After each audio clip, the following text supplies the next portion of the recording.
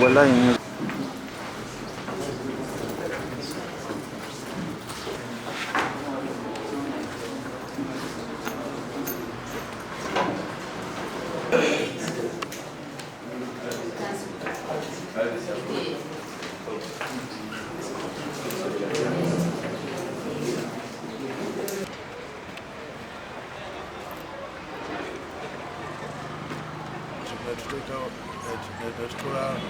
arguments zaffe service bagikola ng'obudde buyisira kubanga amateeka bagamba nti filing a petition olina okusavinga petition hapo musanvu so twalaze kooti okukakafu babadde buva side yabwaba nti petition bagifuna ku mwaka 10 wa January nebasavinga 13th ne 14th kati kale no iyo service yali tulwekyo petition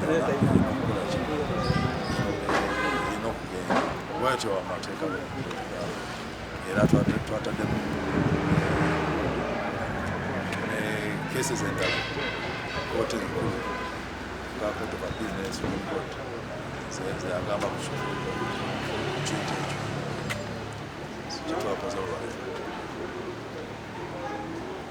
so kooti egoba omusango petition ya mukyala Nakwedde olwokubanga tebakola kyebateekebwa okukola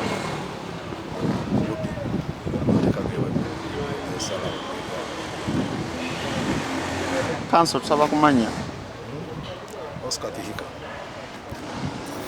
Council wa Muwonge and Muwonge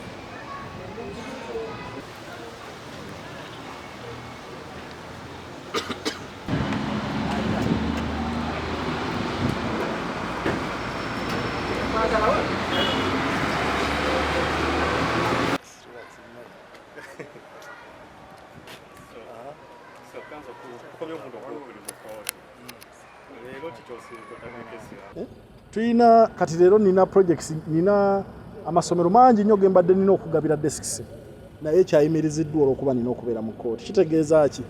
Nze saagala nnyo okubeera mu kooti era nkolinga muganda sister wange Honorable Nakwedde nti ebintu tubijje mu kooti ebintu tusobole okukolera bannakayunga.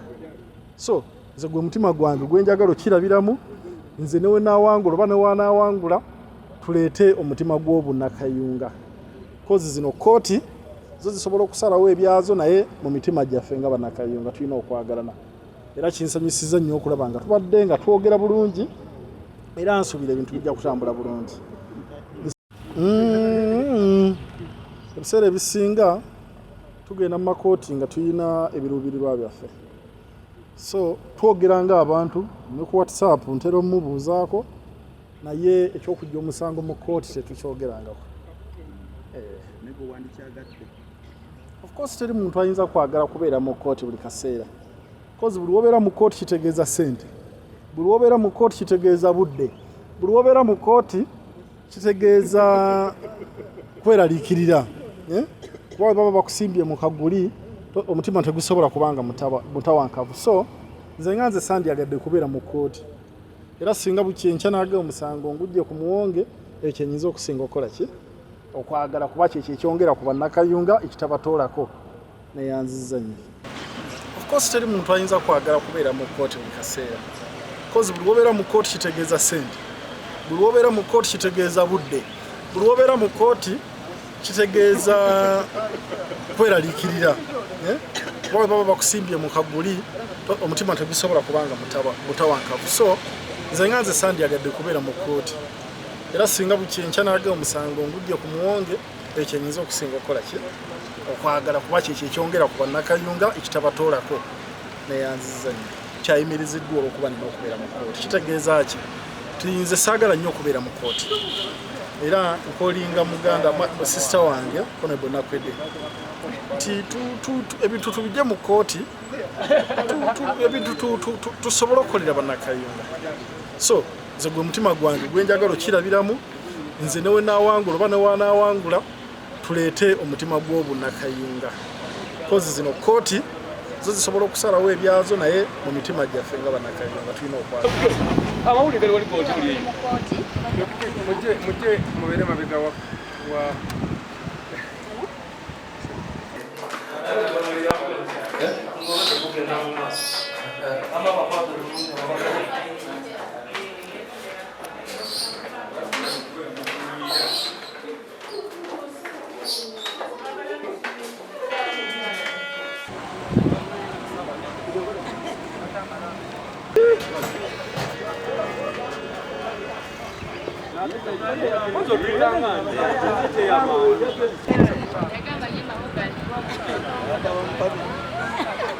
eno ensonga kati ali talina nagireducinga kugizza ku level ya kyalo.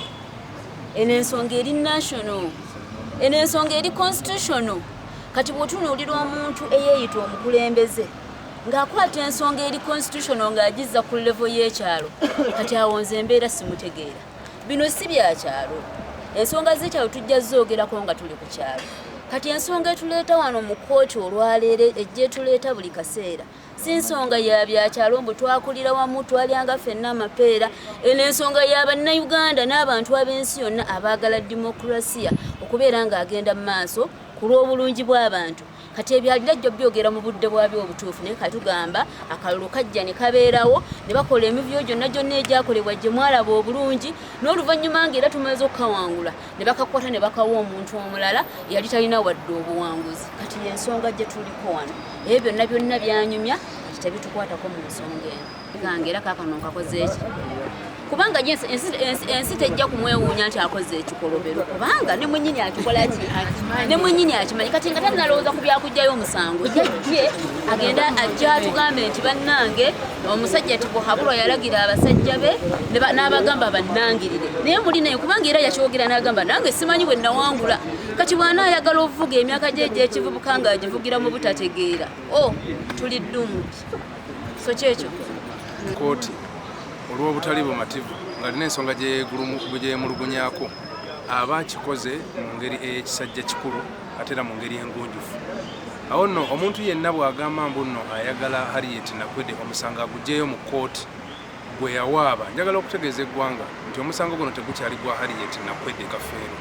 Omusango guno gw'abantu bonna naddala ekibiina ekya National Unity Platform kubanga Harriet Nakwedde yeesimbira ku kaadi eyo ey'ekibiina ekyo. Awo nno tasobola kuggyayo musango okuggyako omusango guno gulina kuggwera mu kooti. Ensala ya kooti tujja kugiwa ekitiibwa singa enaaba etuwa amaanyi naye bw'enaaba etumalamu amaanyi era ekitiibwa tekijja kubaawo. Awo nno omusango guno katutambule nagwo mu kooti, kooti esobole okusalawo omutuufu yaani. Kusooka omuntu yenna bw'atabeera mu mativu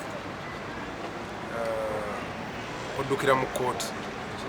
Twajja mu kooti olw'okubanga tetwali bamativu ku kalulu akaddibwamu ku kifo kya LC5 nga tulowooza nti nno Harriet Nakwedde yawangula akalulu kano era tulina essuubi mu kooti. Ensonga lwaki twayita mu mitendera egikkirizibwa mu mateeka. Singa kooti enaaba tekoze kyeteekeddwa kola bannayuganda bajja kumenyeka emitima era bajja gijjamu obwesige. Naye tulowooza nti omulamuzi ono ensonga zino ajja zikwata kisajja kikulu. Tusaba kooti etunuulire ensonga zino mu bwerufu, mu bwesimbu, mu mateeka bannayuganda basobole okubeera abasanyufu era nga tulina essuubi. Batugambye ennaku z'omwezi nga 14 tukomewo wano tufune ensala oba ddala kituufu omusango guno guwulirizibwa gwonna nga bwe twaguwaaba oba basinziira ku kasonga akatono bagusale.